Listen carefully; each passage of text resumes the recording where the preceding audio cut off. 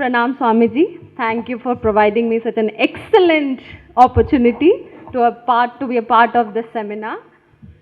So since yesterday we have been listening to excellent papers explaining the notion of Karya and Akarya.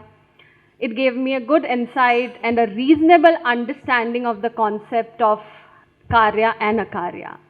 I was there chairing the session where Dr. Venkat Krishnan, so he highlighted this theistic perspective of it given in Vaishnavism, that if our actions are done with the intention of serving the Lord, then it is qualified as, then it becomes Karya or qualified as Karya. And in the absence of such intention, it becomes Akarya. Then yesterday Dr. Srinivasan tried to incorporate ethical and metaphysical approaches in Madhvacharya's philosophy, but because of the time constraint, he could not cover the relationship between the two, whether they go hand in hand or a subsequent antecedent relation is there, which I can discuss with him post-seminar. Then Professor Paneer Selvam's paper beautifully explained the notion of Karya and Akarya captured in both Advait and Mimamsa. And as we were discussing yesterday, sir, with Professor Paranjape, so he made an excellent, exciting and challenging remark about how saying Aham Brahmasmi or Tattvamasi will, he's saying that by uttering those words will not provide any framework to run the society. And how Mimamsa's concept of Vidhi and Nishedh can serve that very purpose. So, and you also highlighted that, but again because of the time constraint. So in my paper, I will cover this concept of Karya and Akarya in the ethical domain concerning Kant's deontology, without mentioning metaphysics or its relationship with ethics. So the first fundamental question here in the ethical domain is, why should I be moral? Why should I do the right thing if I can get away doing the wrong thing? So here Kant talk about, Immanuel Kant, 18th century German philosopher. So he was the one who highlighted, of course in sync with John Locke, idea of personhood, which is really important in modern philosophical and ethical thought. So he is saying that the capacity for rational self-determination makes person uniquely valuable. Now, yesterday Professor R.C. Sinha also talked about this intrinsic value attached to humans, attached to person. So they have an intrinsic value, that is dignity, which makes them valuable. So Kant's deontology is basically talking about the means-oriented approach. Your intention is what matters, right, sir? So this word coming from Greek words deon and logos, which means duty, science or study of duty. Basically it is normative ethical theory, prescriptive in nature, and it prescribes that morality of an action should be based on whether that action itself is right or wrong under certain series of rules, rather than based on the consequence of the action. So he did not focus on the consequences. Next point, what he highlighted in his deontological theory is that this theory, prescriptive theory, is not given by any tradition or a god, any supreme reality. So God is not the lawgiver, but it's our rational conscience, which consists in obeying our conscience. So this is what he said, and then he said that moral laws are rational laws, laws which we form for ourselves. And then he said that when we form those laws, they have that special force which he called and labeled as categorical imperative. So when he says moral, it is your voice of duty, your dharma in Indian context. So this voice of duty commands you to do the right thing without thinking of any consequence, good or bad. Now, when he says doing the right thing, so that takes precedence over your personal interest and inclination. So yes, of course, we are influenced by our personal desires, appetite, which Plato and others highlighted, that internal stability or internal balance is required. Similarly, Kant also talk about that not suppressing but managing your personal inclination and desires, and how your rationality or reason should overpower all these things, all your desires. So actions, those are motivated by that sense of duty, are moral actions, are qualified as moral action in Kant's deontology. Okay. So now, when Kant says doing the right thing, you ought to do this, you ought not to do this. So what I understood is basically he is referring to injunctions and prohibitions. You are supposed to do this, you are not supposed to do that. So now when he says prohibitions and injunctions, you ought to do it without any exception, are those categorical imperatives or that sense of duty absolute in nature? That is the first question I raised. Kant called them as categorical imperative, and he said that they are absolute in nature. Those are injunctions. And that is considered as karya, which you should do. The fundamental principle of moral duty, that is categorical imperative. I have used this quote from Bhagavad Gita. Tasma shastram pramante karya akarya vyavasthito gyatva shastra vijnanoktam karma kartu miharsi. Therefore, the scripture is your authority as regards the determination of what is to be done and what is not to be done. After understanding your duty as presented by scriptural injunction, you ought to perform your duty here.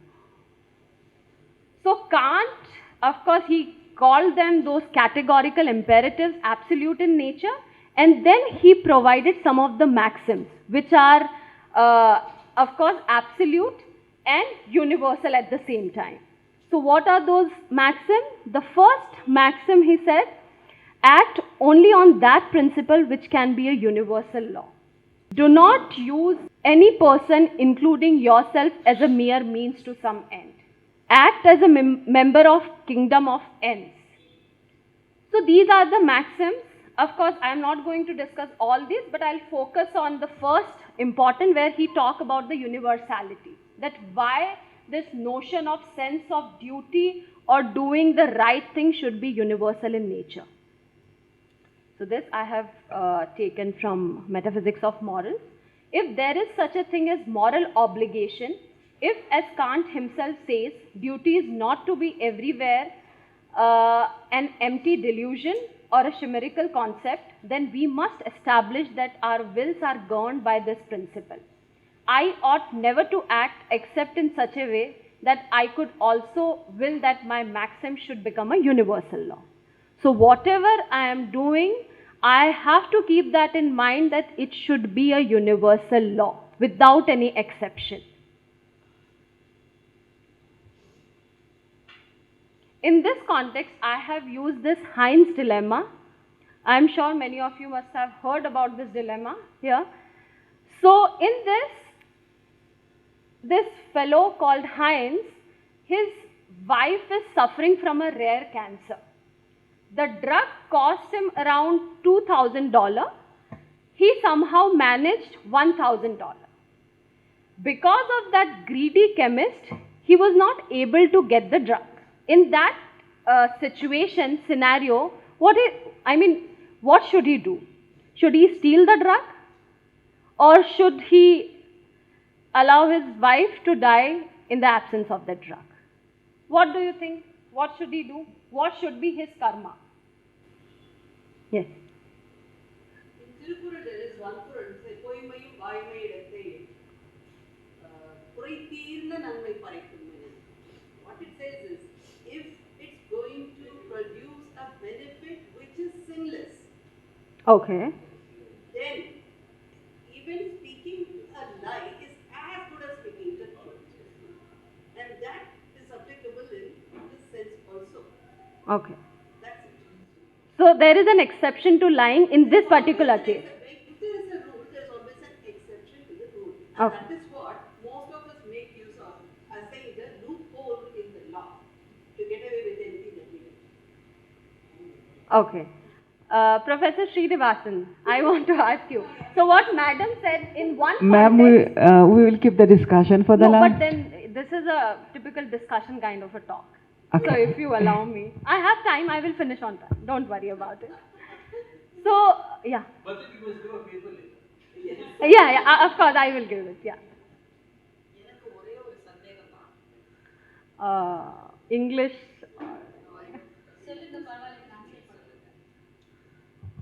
இப்போ வந்து Hein is going to steal a drug from the Chemist. that chemist. அப்படின்னா what it will be the result? இவங்க wife காப்பாற்றப்படலாம். ஒருவேளை அந்த கெமிஸ்ட்டுக்கு வந்து அந்த drug வந்து அவன் ஒரு வியாபாரி தான், அதை அவன் ஓன் பண்ணலை, அது அவனுடைய வாழ்க்கையில் அவனுக்கு ஒரு மரணத்திற்கான காரணமாக அந்த ஸ்டீல் அமைஞ்சிடக்கூடாது இல்லையா? அப்போது இவன் செய்வது நியாயமாக இருக்குமா அப்படிங்கிறது அடுத்த ஒரு செயின் ஆஃப் ரியாக்ஷன் வருது. அம்மா சொன்ன மாதிரி பொய் சொல்லலாம், வினையாற்றுதல் அப்படிங்கிறதுல வந்து ஒரு சின்ன வித்தியாசம் இருக்குது. சொல்வது வேறு, வினை அதனால் நிகழ்கின்ற வினைகள், வினையாற்றுதல், அதில் இருக்கக்கூடிய சந்தேகங்கள் எனக்கு இருக்கு. Yeah, translation. What I said was regarding speaking a lie and trying to say that it is as good as speaking the truth if it is going to produce a positive result. Okay. But in this case, by stealing, which is an action, a karma, by stealing, maybe he would save his wife, which is a positive result of that karma. But the chemist being a seller, a vendor, he would definitely incur a loss and a very unfavorable result with his livelihood also. So how? No, but he is greedy, no. So even if he is incurring loss, that is not, because he is already charging $1,000 extra for that drug. The cost is $1,000. He is charging $2,000. So how is he in any sense at loss? No, one way of looking at it is, okay, he is incurring a loss now. Maybe this man, because he means. What about he is having a $500 in his hands? Actually, the drug cost is $1,000. Yes. Can you steal? Yeah, that's the question. That's the question she is posing. So what Kant said that in any situation, in any exceptional situation, this person, Heinz, cannot steal the drug, even if at his wife's life cost. He should not do that. That is why he labeled those rules as categorical imperative. In no situation they are to be compromised. So what he said that those categorical imperatives.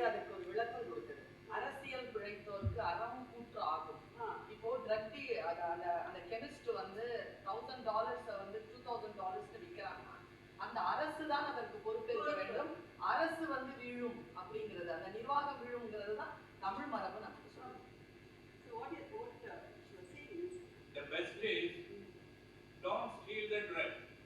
Steal money and pay. But in any case, he will be stealing.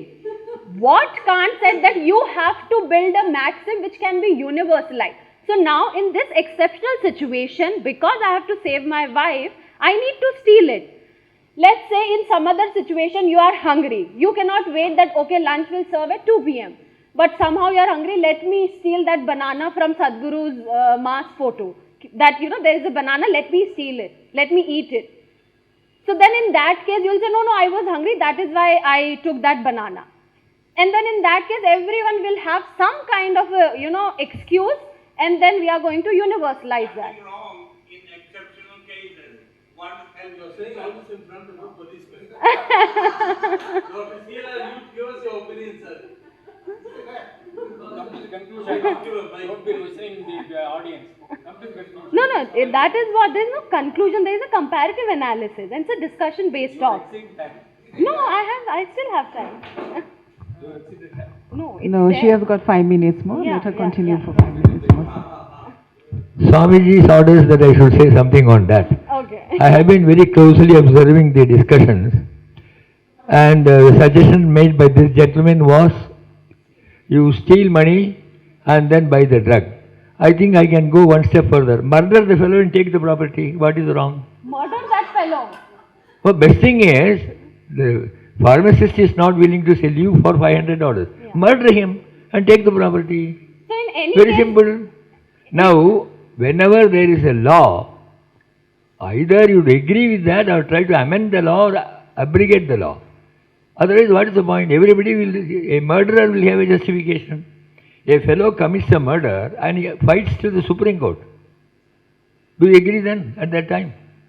There are some clauses in law where killing is allowed. Section 76 to 106 IPC is exception to the law, where you can do certain things which obviously appear to be against the law but justified. They are called justifiable act. Technically you may call it. So when there is, now let me complete, sir. If there is a law, you have to follow that. If you think the law is a trite law, only thing is to amend it. Not, no, I won't follow. Then what's the point? What's the definition of a citizen? A person who is law abiding. If you are not law abiding, you are not a citizen. You are unfit to be in the nation or in the world. So if you say, I can do this to compensate that, it is double mistake, not one. You are compounding a mistake. Law is law. You can't violate that. so that is absolute in nature. Yes, what can you do for that? Then every poor man can say, that man is rich, why not I take some money from him? What is your answer for that? You can't level like that. It is his karma, that's all. He has to strive and work out his karma. If you find a solution like that easily, no criminal can be prosecuted. The whole country or society will become criminals. As a policeman, I don't agree with that. That's not so. That we cannot steal the drug. That's it. Ma'am Shikha, I think the argument has gone to, Dr.R. It's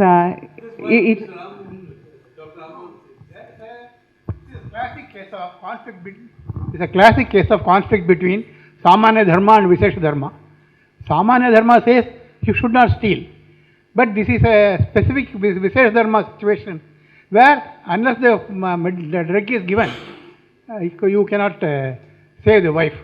So it transcends that.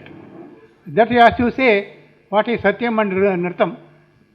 Satyam Satyameva Jayate na Nritam. Satyam always conquers, but there are severe situations where Satyam has to be transcended by Rhythm, the cosmic order. The Right. cosmic order says, save the life. The Satyam says, don't steal. So this Rhythm overtakes the Satyam. All right. Yeah, if I may intervene.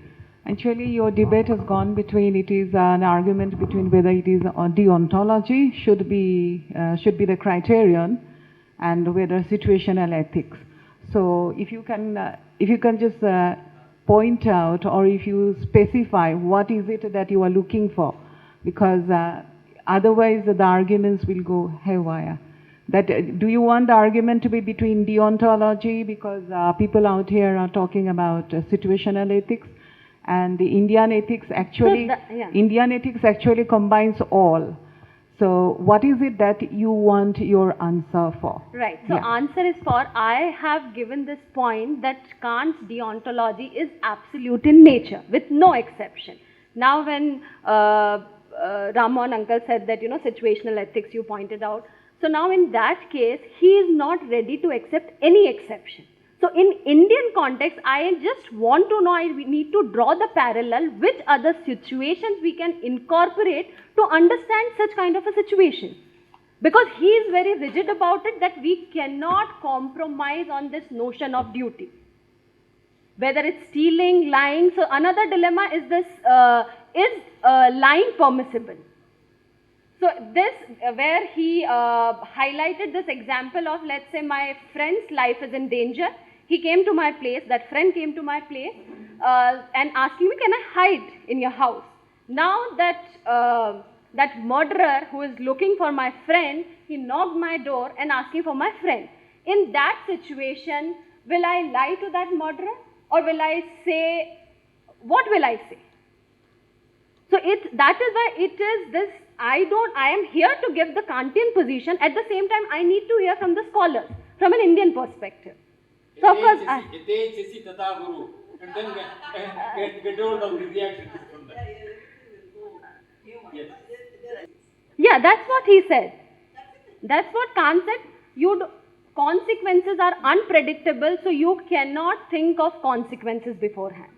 So in this case, if I need to safeguard my friend's life, I cannot lie to that murderer that my friend is not in my house.